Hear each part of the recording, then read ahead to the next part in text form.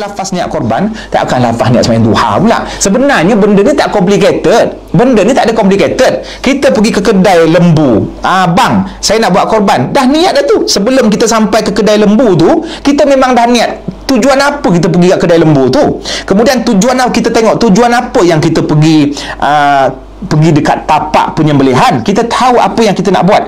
Niat ini makanuha fil qalbi. Tempat niat itu di dalam hati. Jadi tak perlu kita berdiri tegak, saling pandang memandang dengan lembu tu. Lembu tu pun dah pandang pisau, pun dah risau dah.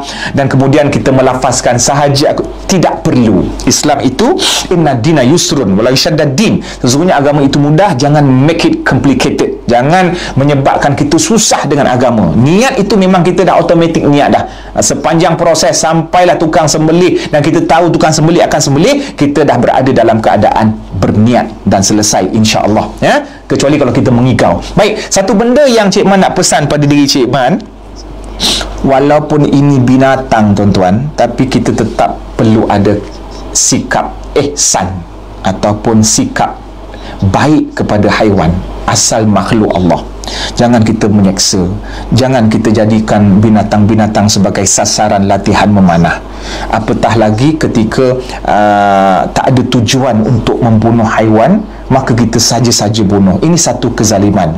Sedangkan dalam benda yang halal dibunuh pun Nabi mensyariatkan sikap ihsan. Walaupun boleh bunuh, tapi kau bunuhlah pakai senjata tajam supaya mudah dia mati. Sebab tu dalam hadis sahih Nabi sebut, innallaha katabal ihsan ala kulli syai'in. Sesungguhnya Allah itu mewajibkan setiap manusia itu supaya berlaku baik dan lunak kepada segala sesuatu, termasuk juga ketika menyembelih haiwan korban. Pastikan kita tak sembelih dengan kuku, kita tak sembelih dengan gigi. Benda tu tumpul menyebabkan binatang ini lambat mati, menyeksa dia. Maka kita asah pisau, asah parang ataupun asah pedang yang kita nak gunakan untuk menyembelih korban supaya dapat memudahkan dan mematikan dia dengan cepat. Kita kalau nak berperang lawan Israel ke musuh-musuh Islam, maka kita tembak tak lagi mudah. Walaupun dia tu musuh, tak ada, nanti kau aku loleh kau punya tangan, porah limau kan,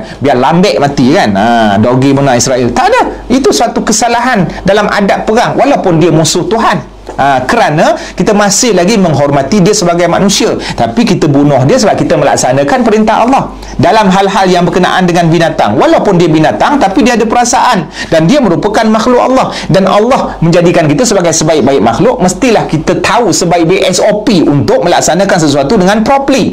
Jadi sebab tu walaupun dalam ibadah korban ni kita pandang sebagai sembelih lembu, membunuh haiwan binatang, yang binatang tu tak ada benda pun nilai, dia ada nilai di sisi Allah, dan sikap kita itu pun ada nilai di sisi Allah. Bagaimana kita melaksanakan ibadah korban dengan sebaik-baik cara. Kerana walaupun kita tengok dari segi zahir kita sedang menyembelih lembu, tetapi sebenarnya maksud yang tersirat kita sedang melaksanakan salah satu daripada syiar Islam.